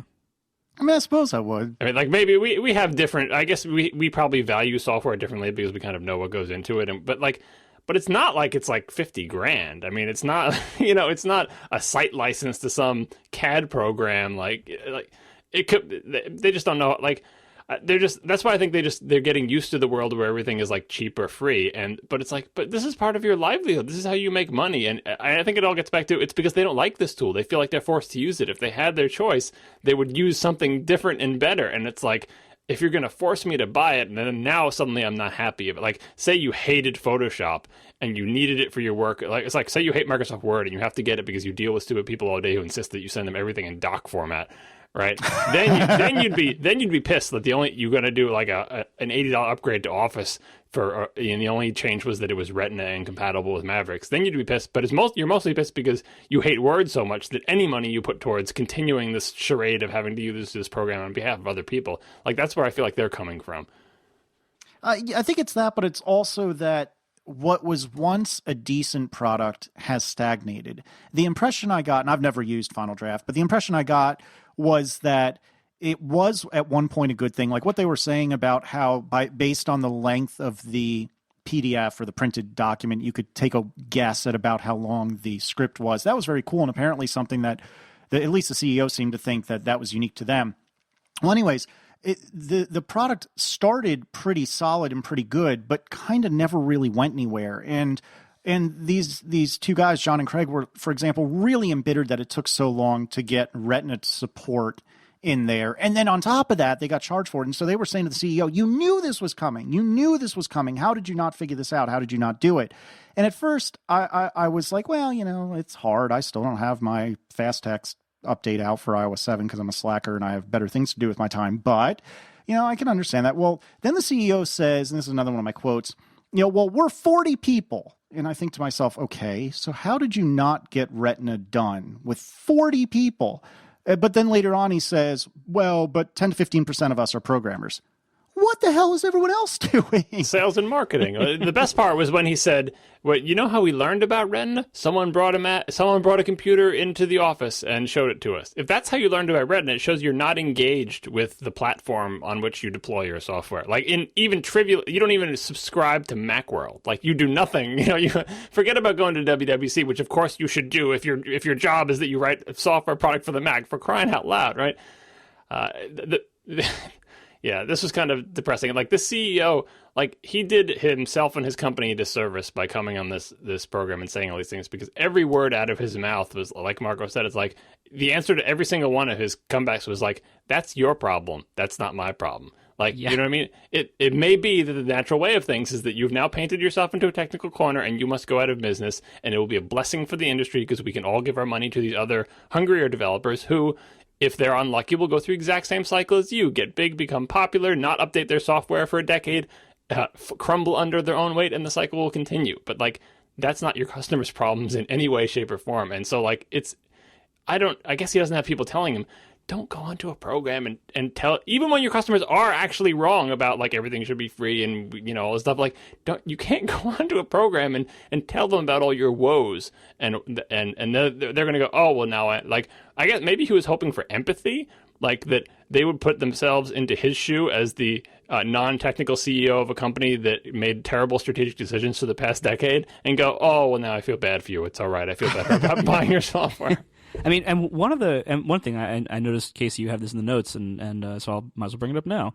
One of the more interesting parts of this dynamic, I thought, was that the CEO opened the conversation basically by saying that they've done surveys, and I believe it was 92% of the people said that they are very happy with Final Draft, and therefore they think they're doing great. And like that's so flawed on so many levels. It's like, and John and Craig briefly mentioned, like, well, that's kind of like that's only people who responded to the survey, which is obviously going to be mostly people who like you, or like that's so not a random sample of what people think of your product.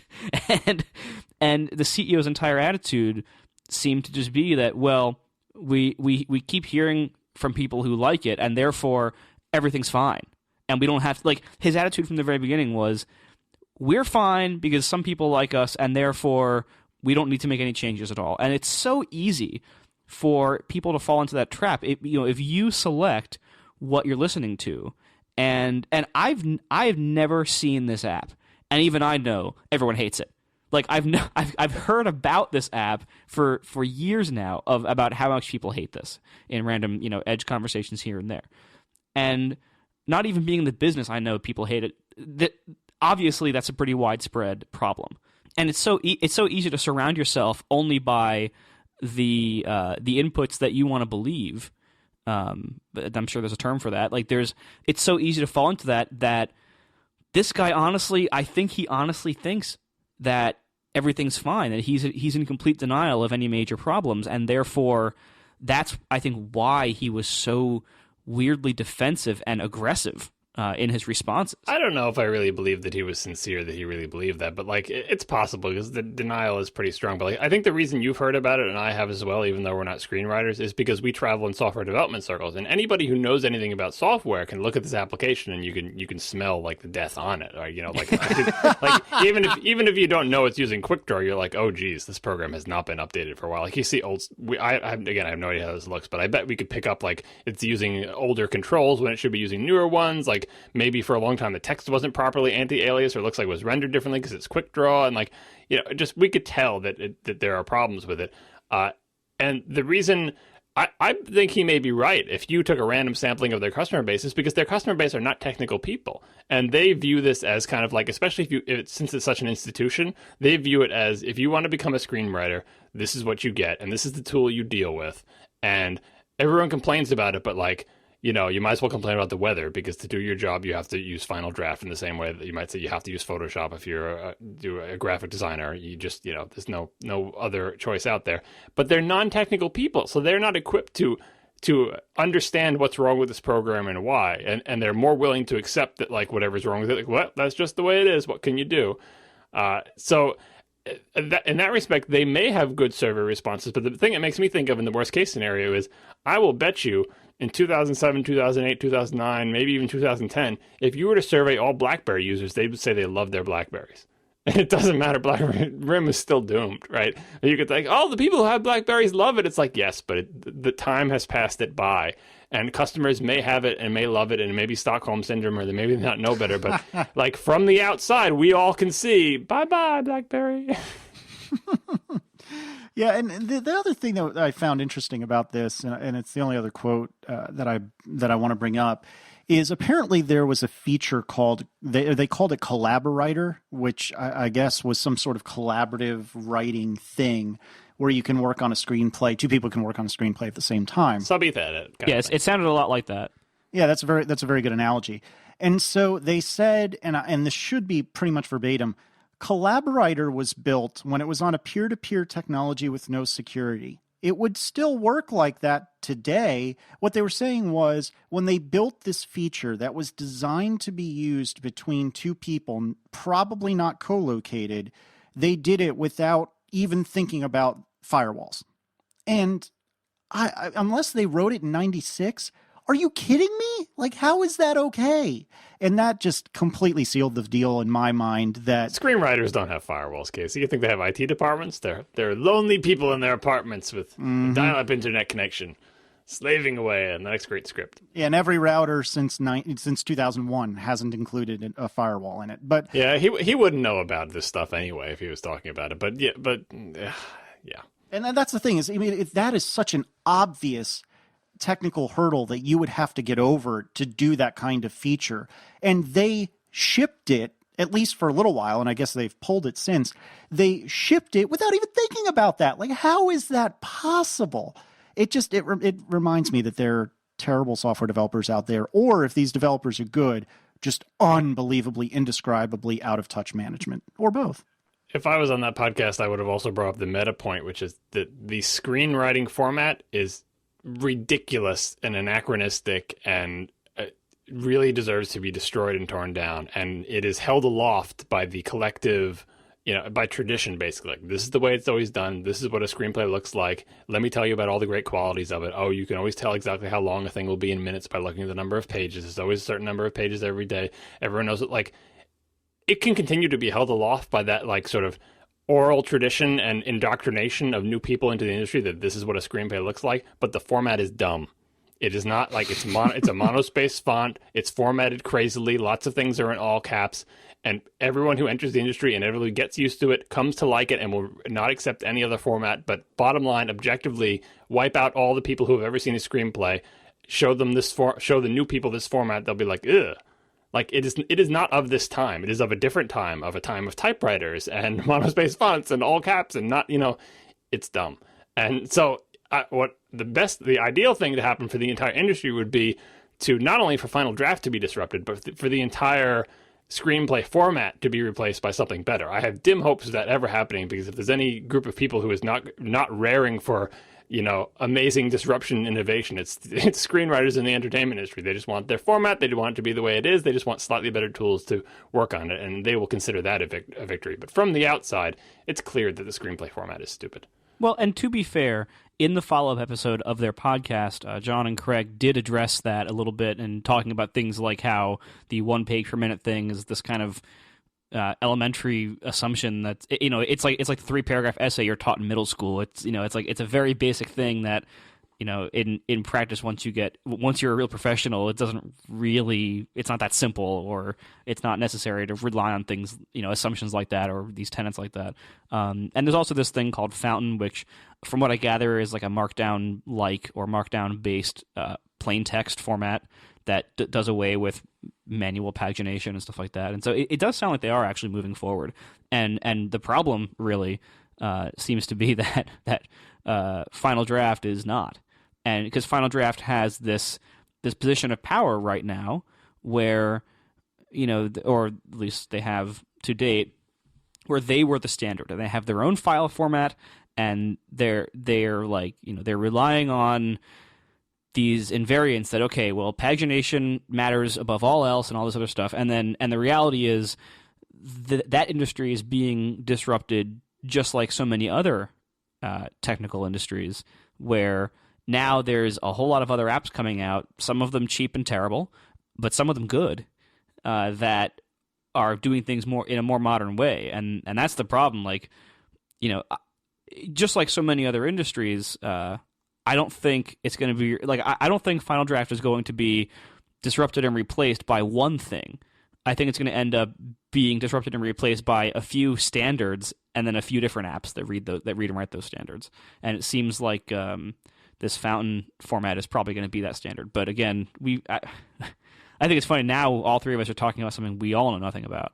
Yeah, we're going to get all the email of people explaining the various features of the screenplay format that were created intentionally for a specific reason. And I'm sure the formatting and the layout and everything has had a purpose originally, but some aspects of it are clearly just artifacts of the technology that was available at the time, specifically the all caps, the monospace font, the layout being done basically by a series of spaces with the monospace font. Like, all those things are done because that's what you had. That's how, you weren't going to typeset it like a book, because that's not efficient for the production process. You need people to be able to type these things up. It's kind of the same way that you see the opening parentheses used to make ASCII art, to make the little boxes on the front of legal documents. Marco must be familiar with this phenomenon. Oh, yeah. Like, the fact that that's still, it doesn't really matter as much in legal documents. It's like, whatever, lawyers, everything they do is all made up and crazy with their legal language and everything. But screenplays could benefit from a format that took advantage of modern technology. Keep all the good stuff about the old format in terms of visually blocking out things with white space and making it easy for actors to read and all.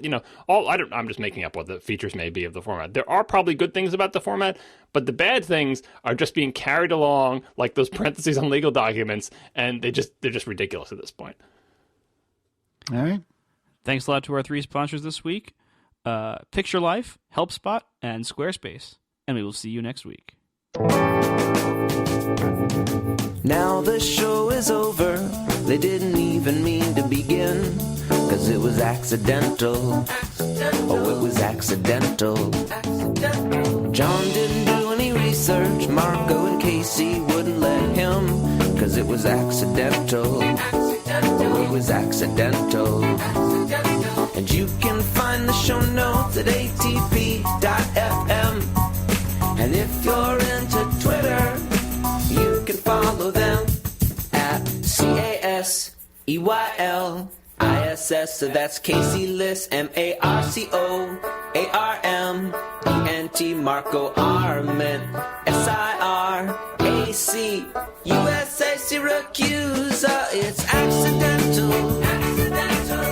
They didn't mean to. Accidental. Tech podcast so long. Someday, Casey. Someday. I cannot believe I let you railroad me. Well, the script notes is timely. But no, I abstained. So it was you and Marco could have worked that amongst yourselves. If Casey had insisted, I would have gone along with it. He didn't really abstain. I did. I abstained. I gave my opinion, but I'm abstaining from the vote.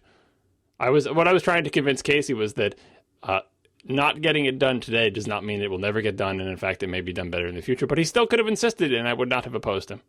Why don't we just do it next week? We'll say right now, next week will be software methodologies, and nothing will happen. Bold statement. Nothing. Yeah. When Apple buys Nintendo, we won't talk about it at all. Yep. Oh, God. Now you've jinxed it, and we'll never talk about it ever. This podcast will end. If it results in Apple buying Nintendo, your sacrifice will have been noble. You saying that we will do it next week, whether or not you're serious, has pretty much absolutely prevented that from happening ever. That's the equivalent of saying, "Well, this will be a short show." Oh, God, Marco. If Apple buys Nintendo and there's no John Siracusa podcast to talk about it, did it really happen? Yeah. This is my third podcast in like 3 days. I did an Incomparable. I did Command Space. Now we're doing this. I'll have to just take a rest to get ready for the big Nintendo announcement. I hate you too. I know. And we didn't even talk about driving with glass. That was another Marco topic. Yeah, I mean, is there that much more to say on it? I just wanted to say that I have looked into this zero amount, as is my way for this show. But what I assumed when I saw the headline of that story flying by on Twitter was that they were only lobbying to allow you to wear it in the car. Like, for example, if you get it with prescription lenses and you need them to see to drive. They wanted to make it illegal, so you didn't want it to be illegal for you to merely wear them. I didn't think they were lobbying for it to be legal for you to have it turned on and using it. But since I didn't read any of these articles, I have to say I don't know. Did you read them and you can tell me? I don't think we know that much detail. Hell, but might as well address this here. I've mainly heard mostly support of my position, and briefly, my position is that for Google to actively lobby against states that want to prohibit glass use while driving, I think that's incredibly irresponsible by Google. And I think it's pretty much all reasonable people agree that texting while driving is dangerous and should be prohibited and certainly avoided. People will do it anyway, but I think even the people who do it know that it's unsafe and wouldn't really argue that strongly that it was safe. And I think texting while driving and using Google Glass are pretty close. Like, I don't think there's a huge difference in safety in a car between doing those two things. I don't think one is dramatically more safe than the other. It's both, like, it's engaging your visual attention in a way that, like, you have to, like, interact with a multi-step process with a computer system where you're not looking at the road. And well, actually, now that I've thought about it for the 5 minutes that you've talked, what about if they are envisioning something like the HUD on your M5? There's arguments that people have made that say things like, well, this is just like looking at a nav screen, or it's just like looking at a heads-up display. And I think the difference is that, first of all, nav screens and heads-up displays are designed very, very carefully and conservatively to be, like, maximally safe and also to minimize how long you have to look at them in ideal cases. Some of them go as far to be like, you can't even, like, some of them won't even let you enter an address in navigation if you're moving, for instance. Like, there's all sorts of safety things that car systems use to either prevent or discourage you from using it very irresponsibly. Things like, how DVD players, sometimes there will be these DVD players that can play video in the front seat, but you can only technically play it while you're parked. And yeah, some people will hack that and disable it, but, like, there's all these things in place for things that are installed in cars, especially things that come stock from the manufacturers. There's all these safeties in place to try to make them as non-distracting as possible. And, like, a heads-up display displaying your speed, well, that's no more distracting than a speedometer. You don't have a lot of reasons to, like, stare at that for a while. Well, what if the heads-up display in your glass was showing nav overlaid on the street in front of you? If that is what it's showing, that's fine. But I think, again, this is like a human nature, human behavioral kind of thing. The reality is, like, in most places, we've banned handheld use of cell phones. Now, you could also say, well, what if you're using the cell phone in your hand looking at a navigation screen? And that's, in places where handheld cell phone use is banned, that's banned. And I think this is one of those cases where, the reason why that's banned is that, yeah, maybe you might be doing that, but there's also a very good chance that a lot of people who do that are also going to, like, send a quick text. It'll just take a second. like and there's all this potential for these multi-purpose general computing systems like smartphones, like glass.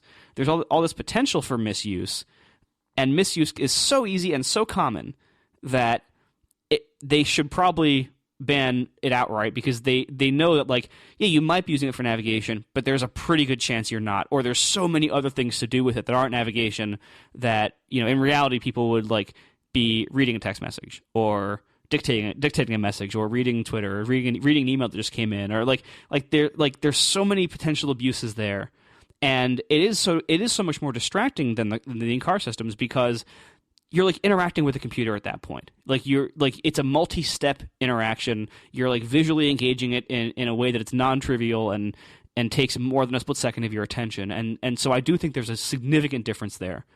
And some people have also said, like, oh, well, what if glass is, what if you can wear it but you have to keep it off?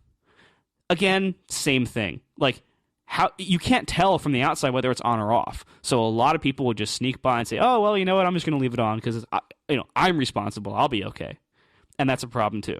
Well, that's why I'd like to know what Google was lobbying for. Like, basically, were they lobbying for you're allowed to wear it, but it has to be off, versus you're allowed to wear it and use it? Like, I'm pretty sure it was the latter. I'm pretty sure they didn't distinguish between on and off. That they just wanted you to be able to wear it. Yeah, well, like, I think Google's bet, and I think they're right on this bet, is that augmented reality, as they call it, is probably the future of more or less everything. But I think you're right that if that is the future of everything, we are unfortunately going to have to wait for it to be built into cars, because then it will be more or less single purpose. And even if it's the exact same technology, the exact same kind of display where it like overlays the nav on top of the street in front of you and shows you where you should turn with a little arrow, like you can imagine lots of really cool features. Like, because I think that is actually safer than looking down at a nav screen, like to see the little arrow and your little picture of your car going. If you could just continue to look out the window and it just looked like a little red line was painted on the road turning to the right, that's safer. And I think that is definitely coming. If that comes from your glasses, though, chances are good, even if you have like a driving mode and if the glasses have to be certified by like the Highway Association, like it's so much safer when it's built into the car. A, because car technology moves so slowly that they're super conservative, everything sucks there anyway. And B, if it's built into the car maker is extremely motivated to make sure that you can't read text on it. Right. Like the car maker could not ship that. And like, yeah, and they're more liable with that kind of stuff. Like you could plausibly sue the car maker for designing a very distracting system a lot more easily than you could sue Google for making Right, because it's built into the car. Google's going to say you shouldn't have been doing that while you're driving, but you're like, if it's built into the car, you're going to say, but you put it in the car. Exactly. Like, that's why you can't enter the address when you're moving, because the car makers are like, if we allow them to do this, they'll crash and they'll sue us. For what it's worth, I can actually read text messages on my iDrive in my BMW. Like on the screen? Mm-hmm. Well, you should crash into something and sue BMW and get a better car. I just wanted to point that out real quick. I'm sorry, Marco. Go ahead. All right. So part of my position on this was a pretty severe condemnation, saying like, if Google is actively lobbying for something that I believe is pretty clearly very unsafe for driving. And car accidents are no joke. Like, car accidents are a serious problem. So many people get injured or die in car accidents. And for the most part, and things that we pay a lot of attention to, like plane crashes and terrorism, like that ends up killing way fewer people than car crashes. Like, car crashes are a big problem. It's a really big deal. And car safety should really be taken very, very seriously and not at all lightly and not at all recklessly. And so for Google to actively lobby against car safety, basically, to actively lobby for their own self-interest in a way that's pretty clearly unsafe in general use for cars, like, people are probably going to die as a result of that. And if Google Glass becomes really popular, which, it probably won't, in all honesty, but suppose it does, imagine how big of a problem that would be and how many people might unnecessarily die because Google fought safety legislation. That's serious. That's not a joking matter at all. So a lot of people said, well, isn't Apple at fault for people texting while using their phones and crashing? And no, that's a completely different situation, because Apple has not, to my knowledge, actively fought against anti-texting laws. And if they have, let me know. I would love to know that. But that is not at all the same thing, and it's not comparable. obviously, manufacturers on both sides of this weirdly political debate, manufacturers on both sides can potentially do more to prevent people from using their phones while driving. Now you can think, okay, well, Apple has this new M7 processor that can supposedly detect when you're in a car. It probably can't detect whether you're driving or a passenger, but it can detect whether you're in a car, maybe show some kind of warning or something. There are things they could do, but they're not like actively fighting against safety legislation. And that I think puts a very different type of action on it. Like what Google is doing, I think, is actively harmful, whereas the inability to try to prevent people from texting in a car is, like inaction is not as bad as like actively harming safety actions, I think. Well, Google's also in the position to potentially bring the largest safety increase in car transportation ever, through their self-driving cars. Assuming that continues apace and does not fade away, and they continue to be successful with it.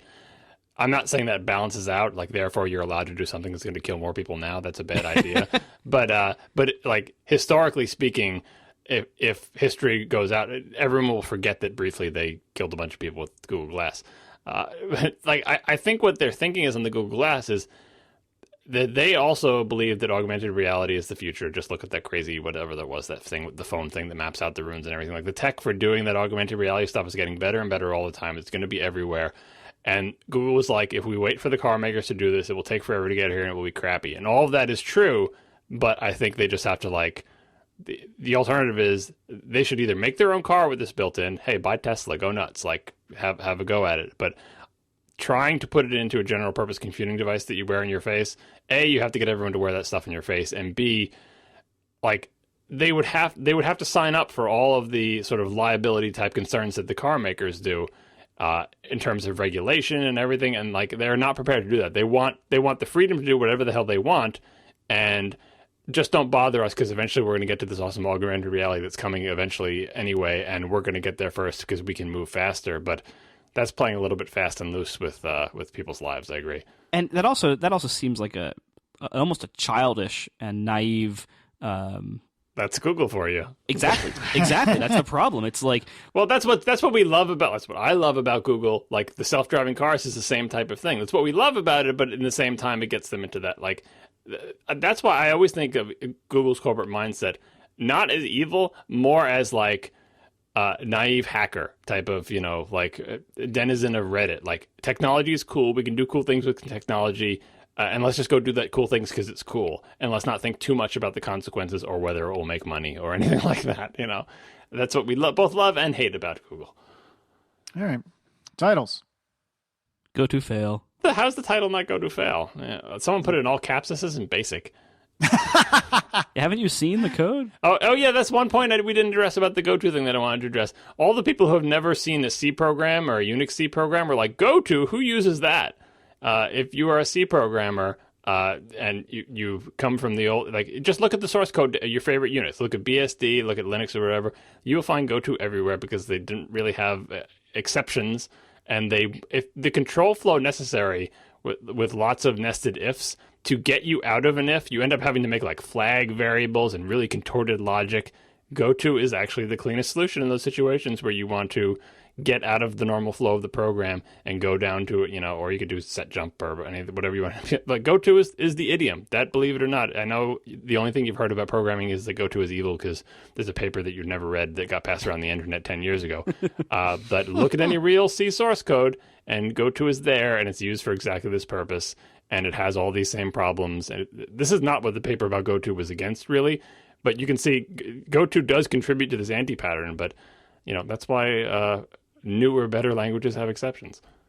Yeah, and the goto is there's things like break and continue in a loop that I would argue break and continue, especially break, that's really not a whole lot cleaner than goto. If you think about it, it's what. But you need if you have very contorted logic, you have a condition and then a condition and then a condition, and you want to break all the way out of it, then even break doesn't save you. Then you just end up with flag variables, and it makes the code incomprehensible. The people who read up the function a little bit and saw the type of the variable, OS status, pretty sure if you knew what that was, you were not surprised to see the goto. Like, I think that's like, if you've been around old C APIs long enough, you've probably seen that, and it's a typical thing where it's like you call a bunch of API calls, and if they return 0, everything's cool, and if they return non-zero, something bad happened. And so if you want to do this 8-step process where you have to call these 8 different API functions, and you have to have error checking code around every single one of them to say if any of these return non-zero, fail. That's what this was. That's exactly what this was. And fail in this case, like the fail label didn't mean it has failed. The fail label was the destination of where to jump to if it had failed, which is basically like go to the end. Like, go to the end of this logic block. That's what it was. That's another Objective-C thing that we could have talked about in the Copeland 2010 show, is that, it's the convention in basically Cocoa, not so much Objective-C, but Cocoa, to not use exceptions for control flow. Is that correct? Yeah. Yeah, I mean, except like in Objective-C, objections like are by like policy and like the API norm, exceptions are not meant to happen in running code most of the time. Like, it's not meant to be control flows. You said, like, they're meant like, you're probably not meant to catch an exception in Objective-C. Right, like and it's not like so much a language feature as it is an API convention, but still that type of thing leads you to these, like, the tedium of write param error conditions, where you pass an address to some error thing that's going to get filled out, or return values where it's some status, whether it's OS status or any other type of thing. That type of thing is seen as slightly barbaric in languages that do allow you to use exceptions, do expect you to use exceptions for flow control. And then, of course, there's the pathological case of, like, checked exceptions and all the Java crap. And, like, it can go too far in the other direction as well. But I would put that on the list of things that Objective-C that other languages do differently, that people find cumbersome and tedious and error prone, and lead to these type of situations where you find yourself needing a go-to. As far as I know, in my Objective-C code I've written so far, Instapaper, Bugshot, the magazine, and Overcast, I don't think I've ever written a try-catch block. I think I've always made exceptions blow up the whole thing. Yeah, because in Cocoa, you're not supposed to, like, exception is supposed to be exceptional. Like, that's my understanding of the policy, is that it's not for control flow. It's not just to get me out of this nested block. It's like something has gone wrong, and maybe you can put up a dialogue and exit your app or do something like that, but you're not supposed to use it as a form of flow control, even though I assume you can if you wanted to. Yeah, like it's more like an assertion failure in Objective-C. Yeah, I think exactly. like that's how you're more supposed to use it. Like, in fact, I think assertion failures might even throw exceptions. I don't remember exactly, but anyway. All right, titles. Go-to fail is obvious. I'm not against it. A lot of podcasts, I think, are going to have that title this week, though, so we might want to avoid it so we can be cool. Ish. So we can be cool. I added ish. Everything is relative.